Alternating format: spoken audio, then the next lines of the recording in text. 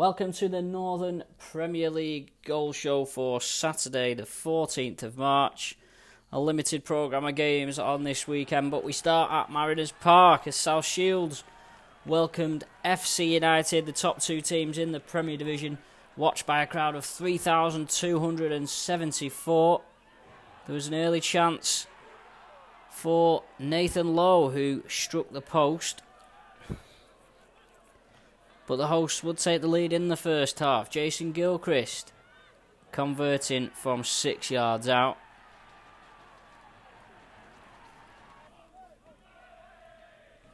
That lead was doubled when Josh Gillies pounced at the back post for 2-0. And the league leaders were in dreamland by half-time. They were 3 up. Some hesitant play in the middle by FC United, coughing up possession. And Gilchrist added his second goal. And South Shields second in 5 minutes leading up to the break. That was 3-0 at half-time, but FC United made a game of it in the second half. Tunde Owolabi, who else, dragged them back into the game just 5 minutes after the restart. But Nathan Lowe restored South Shields his 3-goal advantage on 52 minutes.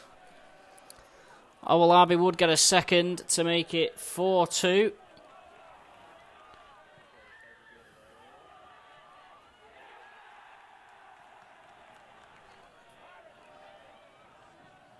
And FC did have chances to get themselves back into the game. A good save from Miles Boney there to deny FC the chance. But the game was put beyond doubt in the 89th minute. Sunderland loanee Barley Mumba making it 5-2. There was at least something to cheer at the end for FC United as the league's top goal scorer Owolabi secured a hat-trick with this lovely finish, cutting in from the left-hand side. But South Shields, 5-3 winners. Look, I think we start off with the positives. The lads first half were absolutely top draw. When you come to an occasion like this where it is a little bit of pressure to put on a 45 minutes like that, I honestly think if we'd have come in at 6-0 it wouldn't have been harsh. I thought we were magnificent. We possibly could have turned 1 or 2 or 3-4 situations into better. But the game plan worked a treat. And look, this second half was obviously entertaining. Probably for the neutral, not for us. It was difficult. They've obviously got a magnificent player at the top end of their pitch who's scoring loads of goals, and he's a handful. We were dealing with them pretty well when we had our backline in place. Once we had to shift bodies about when we got a few injuries, and we've got a back four pretty much made up of centre midfield players, plus Craig Baxter on the opposite side. Good players will exploit that, and he did. So fair play to him. But I think we just have to really focus on the magnificent stuff in the first half. Lancaster City welcomed Whitton Albion to the Giant Axe as the Dolly Blues look to get their playoff push back on track. Jack Armour was brought down on the stroke of half-time to give the Lancaster a chance to go in front, and they duly obliged. Paul Dawson, right on the stroke of half-time, gave them a 1-0 lead.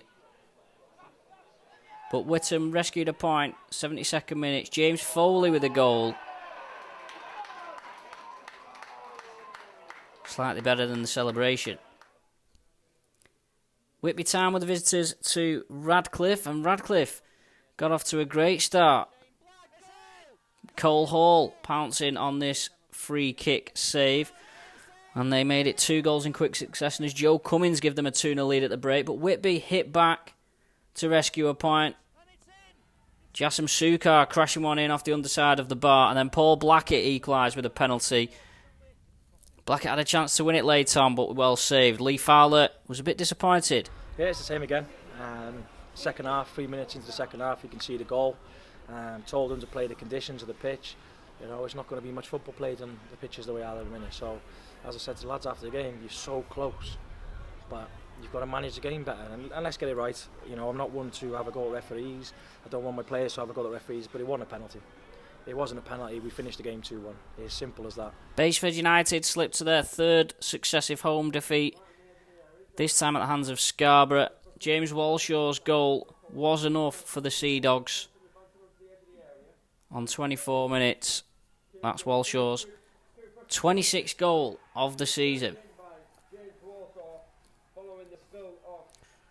Not a great deal of change in the league table, what with there being only 4 games. South Shields now 12 points clear at the top and looking like they're on the march for the title. At the other end of the table, again, not a great deal of movement. Stafford still bottom.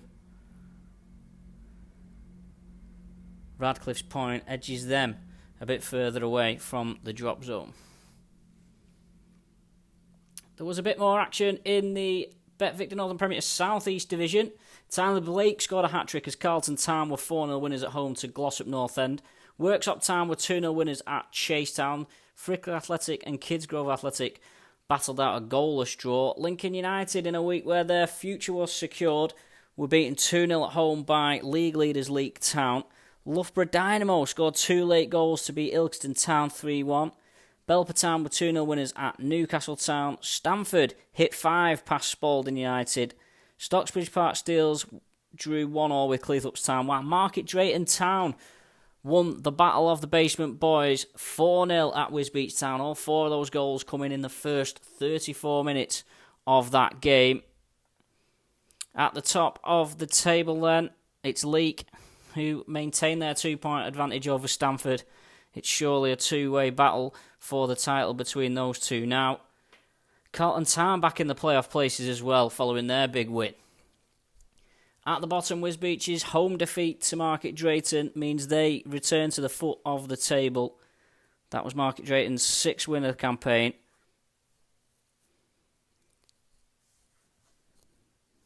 In the North West Division, Clitheroe were 4-0 winners at Droylsden. There was an away win for Ramsbottom United too. Jamie Rother's 88th minute goal securing them a huge 1-0 win at promotion rivals Marine. Mosley were 1-0 winners at Prescott Cables. Marsh United picked up a valuable away win against Runcorn Linnets, coming from behind in that one. Leaders Workington were 4-2 winners at Tadcaster Albion, who returned to home action following their recent troubles following floods. Widnes were 3-0 winners at home to Dunstan too. Jack Bannister with a brace for them. Workington still sit top of the pile. They're 10 points clear of Ramsbottom, although the Rams do have 3 games in hand. Marske United have a bit of a cushion on 6th place Clitheroe. At the bottom, no action for Pickering Town, who remain bottom. Widnes have climbed up to 12th following their recent run of form. In case you missed it, the Northern Premier League recently announced reluctantly to suspend all fixtures until further notice in light of the escalating COVID-19 outbreak.